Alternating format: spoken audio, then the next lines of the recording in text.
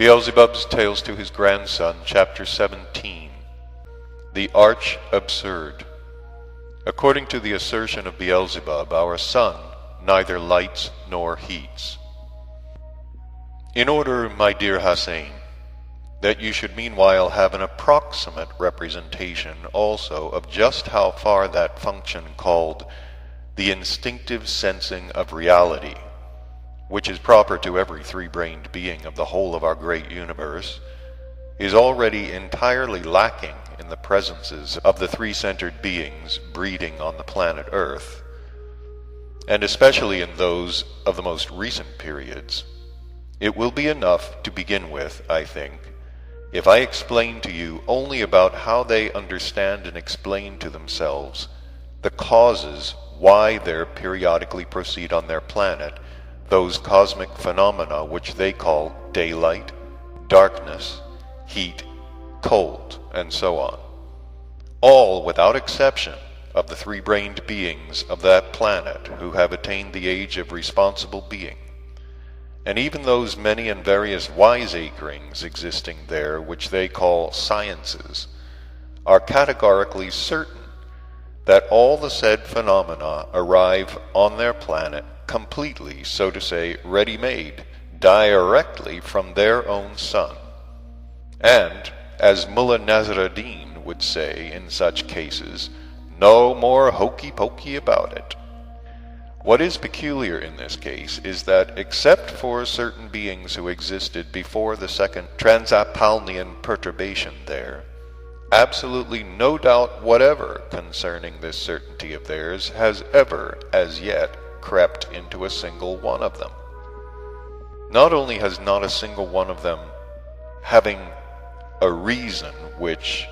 though strange, has nevertheless some resemblance to sane logic,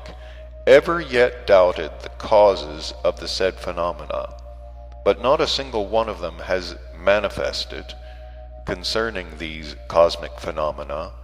even that strange special property of their common psyche, which also became proper to the three-brained beings of that planet alone, and which is called to fantasy. Having said these last words, Beelzebub, after a little while, with a bitter smile, continued to talk as follows. You, for instance, have the normal presence of a three-brained being, and within your presence there is intentionally implanted from without oskiano, or as they say there on earth, education, which is founded on a morality based solely on the commandments and indications of the Unibeing himself, and the most holy individuals near to him. And yet, if you should chance to be there among them, you would be unable to prevent the process in yourself of the being nerhitrogul. That is the process which again here on earth is called irrepressible inner laughter. That is to say, you would not be able to restrain yourself from such laughter, if, in some way or another, they were suddenly clearly to sense and understand without any doubt whatever that not only does nothing like light, darkness, heat, and so on come to their planet from their sun itself, but their supposed source of heat and light is itself almost always freezing cold, like the hairless dog of our highly esteemed Mullah Nasruddin. In reality,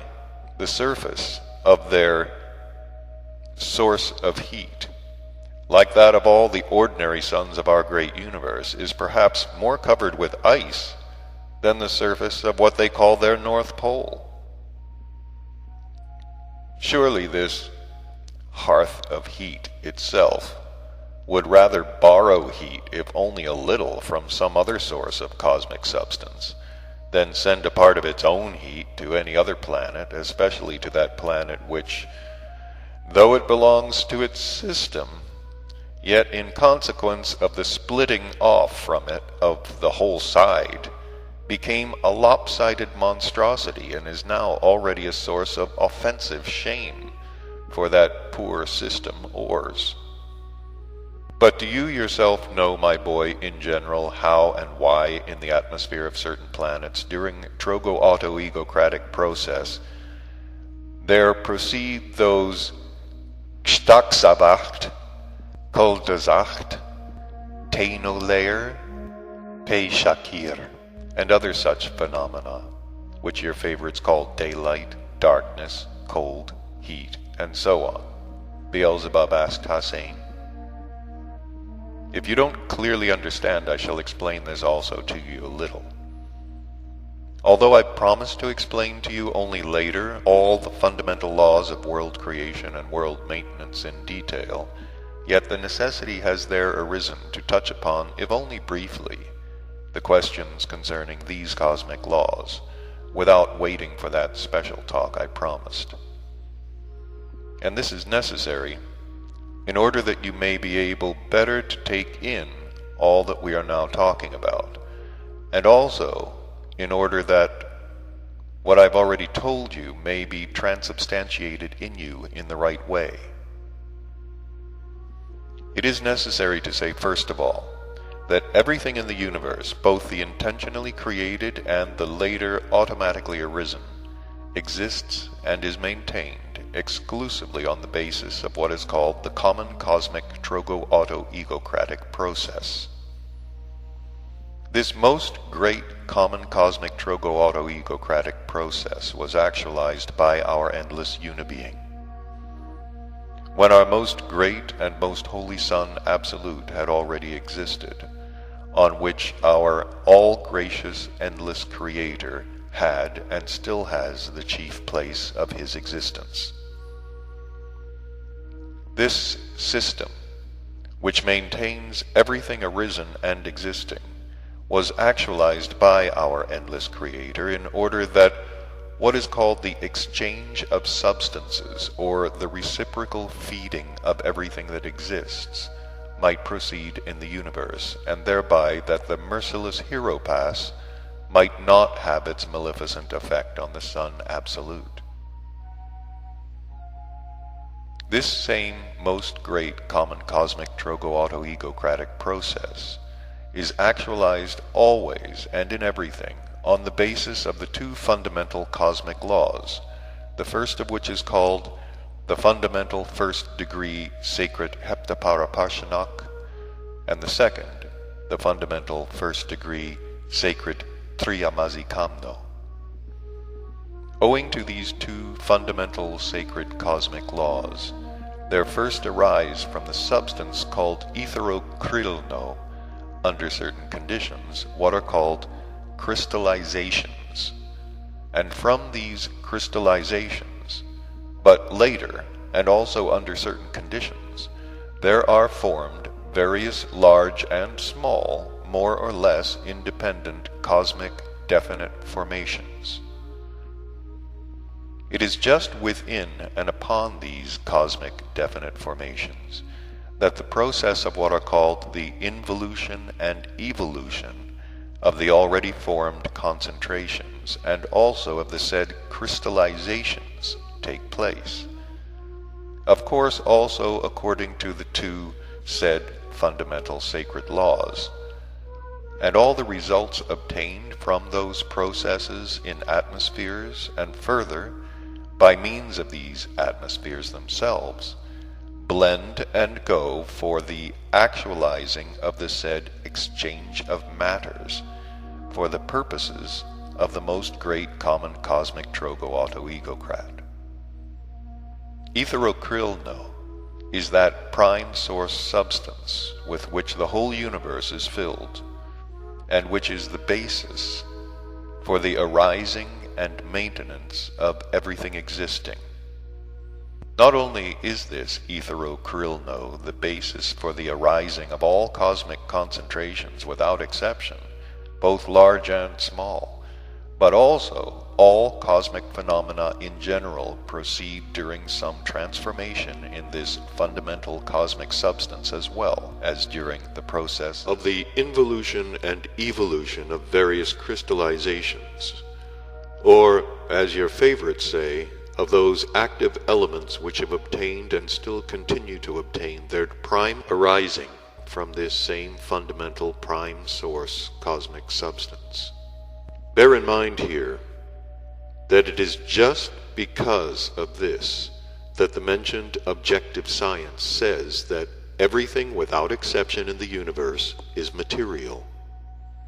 You must also know further that only one cosmic crystallization, existing under the name omnipresent Okidanoch, obtains its prime arising, although it also is crystallized from Etherokrilno, from the three holy sources of the sacred Theomert Malogos, that is, from the emanation of the most holy Sun Absolute. Everywhere in the universe, this omnipresent Okidanoch, or omnipresent active element, takes part in the formation of all, both great and small, arisings, and is, in general, the fundamental cause of most of the cosmic phenomena, and, in particular, of the phenomena proceeding in the atmospheres. In order that you may be able to understand at least approximately concerning this omnipresent Okidanoch also, I must tell you, first of all, that the second fundamental cosmic law, the sacred Triamazikamno, consists of three independent forces. That is to say, this sacred law manifests in everything without exception, and everywhere in the universe in three separate independent aspects. And these three aspects exist in the universe under the following denominations. The first, under the denomination the holy affirming, the second, the holy denying, and the third, the holy reconciling. And this is also why, concerning this sacred law and its three independent forces, the said objective science has, among its formulations, specially concerning this sacred law, the following: a law which always flows into a consequence and becomes the cause of subsequent consequences, and always functions by three independent and quite opposite characteristic manifestations latent within it, in properties neither seen nor sensed. Our sacred Theomertmalogos also, that is the prime emanation of our most holy Son Absolute,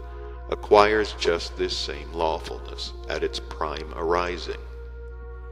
and during its further actualizations gives results in accordance with it. And so, my boy, the omnipresent Okidanoch obtains its prime arising in space outside of the most holy Son Absolute itself, from the blending of these three independent forces into one, and during its further involutions it is correspondingly changed in respect of what is called the vivifyingness of vibrations, according to its passage through what are called the stoppinders, or gravity centers, of the fundamental common cosmic sacred Heptaparaparshanoch. I repeat, among the number of other already definite cosmic crystallizations, the omnipresent Okidanoch unfailingly always participate in both large and small cosmic formations, wherever and under whatever external surrounding conditions they may arise in the universe. The common cosmic unique crystallization, or active element, has several peculiarities proper to this element alone, and it is chiefly owing to these peculiarities proper to it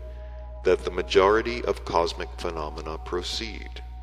including, among other things, the said phenomena that take place in the atmosphere of certain planets. Of these peculiarities proper to the omnipresent active element alone, there are several, but it is enough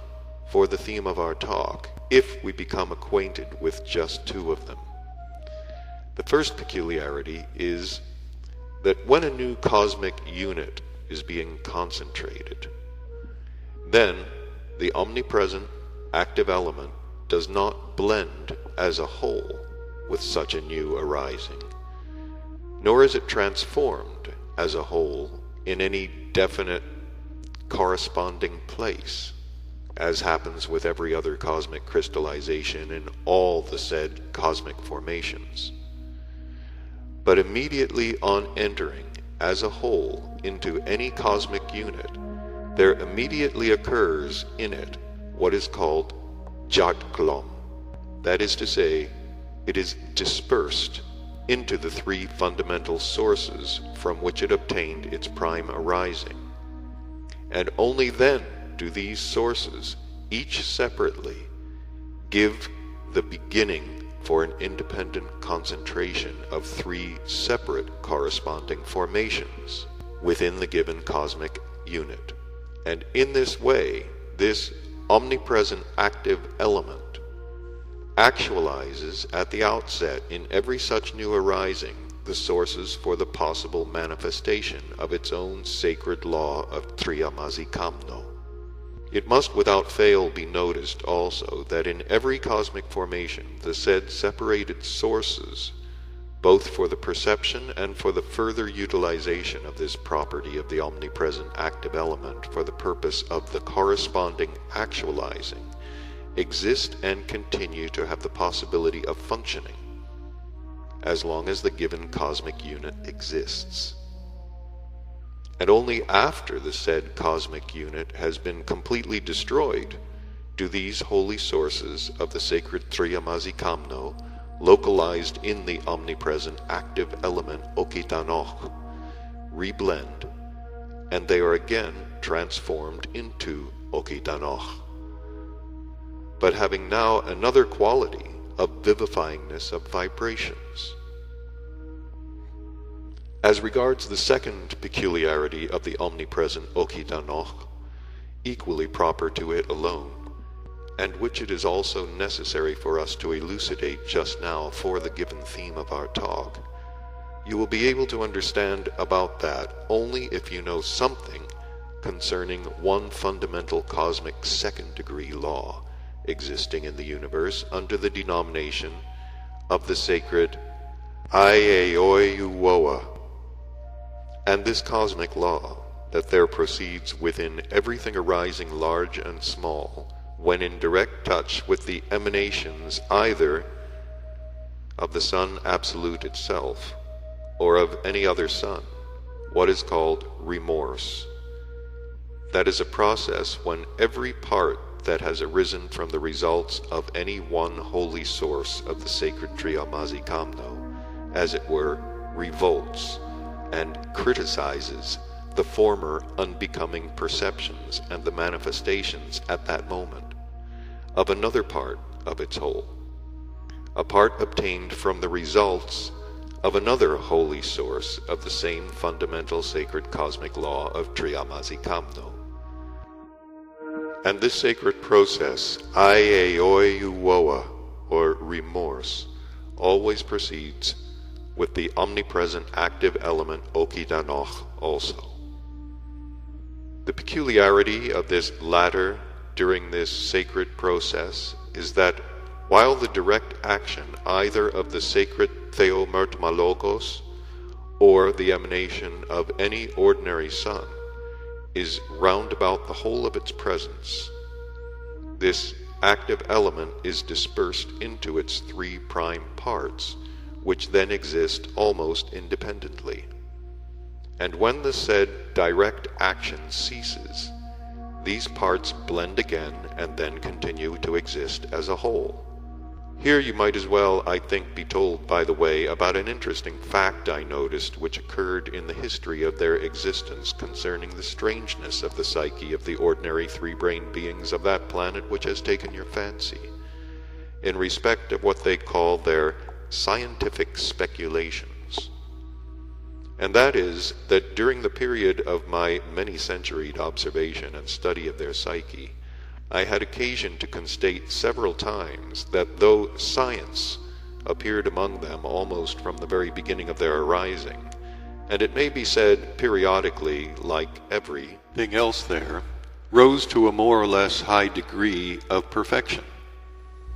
and that though during these and other periods many millions of three-brained beings called their scientists must have arisen and been again destroyed, yet with the single exception of a certain Chinese man named Chun Kiltez, about whom I shall tell you later in detail, not once has the thought entered the head of a single one of them there, that between these two cosmic phenomena which they call emanation and radiation, there is any difference whatever. Not a single one of those sorry scientists has ever thought that the difference between these two cosmic processes is just about the same as that which the highly esteemed Mullah Nasruddin once expressed in the following words: "They are as much alike as the beard of the famous English Shakespeare and the no less famous French Armagnac." For the further clarification of the phenomena taking place in the atmospheres and concerning the omnipresent active element in general, you must know, and remember this also, that during the periods when, owing to the sacred process Aiyeoyuowa, Jartklam proceeds in the Okidanach, then there is temporarily released from it the proportion of the pure, that is, absolutely unblended etherocrylno, which unfailingly enters into all cosmic formations, and there serves, as it were, for connecting all the active elements of these formations, and afterwards, when its three fundamental parts reblend, then the said proportion of etherocrylno is re-established. Now, it is necessary to touch also, of course, again, only briefly, on another question, namely, what relation the omnipresent active element Okidanoch has to the common presence of beings of every kind, and what are the cosmic results actualized owing to it. It is chiefly necessary to touch upon this question because you will then have still another very striking and illuminating fact for the better understanding of the difference between various brain systems of beings, namely the systems called one-brained, two-brained, and three-brained. Know first that, in general, every such cosmic formation called brain receives its formation from those crystallizations, the affirming source for whose arising, according to the sacred Triamazikamno, is one or another of the corresponding holy forces of the fundamental sacred Triamazikamno, localized in the omnipresent Okidanoch. And the further actualizings of the same holy forces proceed by means of the presences of the beings just through those localizations. I shall sometime in the future specially explain to you about the process itself of the arising of these corresponding being brains in the presences of beings. But, meanwhile, let us talk, though not in detail, about the results the omnipresent Okidanoch actualizes by means of these being brains. The omnipresent active element Okidanoch enters into the presences of beings through all the three kinds of being food. And this proceeds because, as I've already told you, this same Okidanoch obligatorily participates in the formation of all kinds of products, which serve as all three being foods, and is always contained in the presence of these products. And so, my boy, the chief peculiarity of the omnipresent Okidanoch in the given case is that the process of Jartklam proceeds in it within the presence of every being also, but not from being in contact with the emanations of any large cosmic concentration, but the factors for the process in the presences of beings are either the results of the conscious processes of partikdog duty on the part of the beings themselves, about which processes I shall also explain to you in detail later, or of that process of great nature herself, which exists in the universe under the name Kerkul Nandarnian actualization, which process means the obtaining of the required totality of vibrations by adaptation. This latter process proceeds in beings absolutely without the participation of their consciousness. In both cases, when Okidanoch enters into the presence of a being, and the process of Jatklam proceeds in it, then each of its fundamental parts blends with those perceptions which correspond with it according to what is called kindred vibrations, and which are present in the being at the moment. And further, these parts are concentrated upon the corresponding localization, that is, upon the corresponding brain, and these blendings are called being impulsacri. It is necessary to notice further that these localizations or brains in beings serve not only as apparatuses for the transformation of corresponding cosmic substances for the purposes of the most great common cosmic trogo-auto-egocrat, but also as the means for beings whereby their conscious self-perfecting is possible. This latter aim depends upon the quality of the presence of the being impulsacri concentrated, or, as is otherwise said, deposited upon the said corresponding being brains. Concerning the qualities of being impulsacri, there is among the direct commandments of our all-embracing endlessness even a special commandment, which is very strictly carried out by all three-brained beings of our great universe, and which is expressed in the following words: always guard against such perceptions as may soil the purity of your brains. Three-brained beings have the possibility personally to perfect themselves, because in them there are localized three centers of their common presence, or three brains, upon which afterwards, when the process of Jatklam proceeds in the omnipresent Okidanoch, the three holy forces of the sacred Triamazikamno are deposited and acquire the possibility for their further, this time, independent actualizings.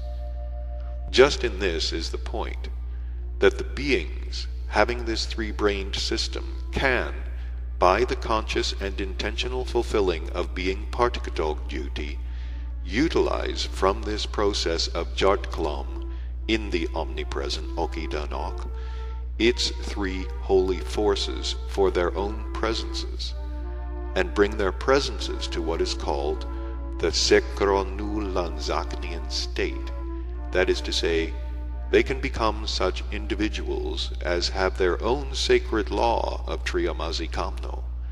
and thereby the possibility of consciously taking in and coating in their common presence all that holy, which incidentally also aids the actualizing of the functioning in these cosmic units of objective or divine reason. But the great terror of it, my boy, lies just in this, that although in those three-brained beings who have interested you and who breed on the planet Earth there arise and are present in them, up to the time of their complete destruction, these three independent localizations or three being brains, through which separately all the three holy forces of the sacred Triamazikamno, which they might also utilize for their own self-perfecting, are transformed, and go for further corresponding actualizations. Yet chiefly on account of the irregular conditions of ordinary being existence established by them themselves, these possibilities beat their wings in vain. It is interesting to note that the said being brains are found in the same parts of the planetary body of the three-brained beings who arise on the planet Earth as in us, namely, 1. The brain determined by great nature for the concentration and further actualizing of the first holy force of the sacred Triamazikamno, called the holy affirming, is localized and found in the head. The second brain, which transforms and crystallizes the second holy force of the sacred Triamazikamno, namely the holy denying, is placed in their common presences, also as in us, along the whole of their back, in what is called the spinal column. 3. But as regards the place of concentration and source for the further manifestation of the third holy force of the sacred Triamazikamno, namely the holy reconciling, the exterior form of this being brain in the three-brained beings there bears no resemblance whatever to ours. It must be remarked that in the primordial three-brained beings there, this said being brain was localized in the same part of their planetary body as in us, and had an exterior form exactly similar to our own. But for many reasons which you will be able to understand for yourself during the course of my further talks, great nature was compelled little by little to regenerate this brain, and to give it the form which it now has in the contemporary beings. This being brain in the contemporary three-brained beings there is not localized in one common mass, as is proper to the presences of all the other three-brained beings of our great universe, but is localized in parts according to what is called specific functioning. And each such part is localized in a different place of their whole planetary body. But although in its exterior form this being center of theirs has now variously placed concentrations, nevertheless all its separate functionings are correspondingly connected with each other, so that the sum total of these scattered parts can function exactly as in general it is proper for it to function. They themselves call these separate localizations in their common presence nerve nodes. It is interesting to notice that most of the separate parts of this being brain are localized in them,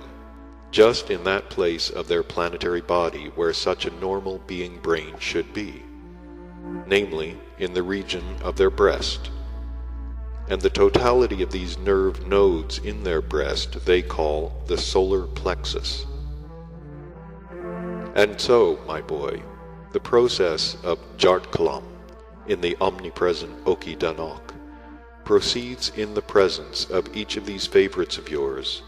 and in them also all its three holy forces are blended independently with other cosmic crystallizations, and go for the corresponding actualizations, but as, chiefly owing to the already mentioned abnormal conditions of being existence gradually established by them themselves, they have entirely ceased to fulfill being partikdog duty. Then, in consequence of this,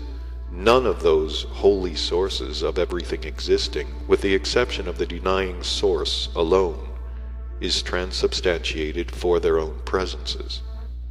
The crystallizations arising in their presences from the first and from the third holy forces go almost entirely for the service only of the common cosmic trogo-auto-egocratic process, while for the coding of their own presences there are only the crystallizations of the second part of the omnipresent Oki-Danoch, namely of the holy denying. And hence it is that the majority of them remain with presences consisting of the planetary body alone, and thus are for themselves destroyed forever.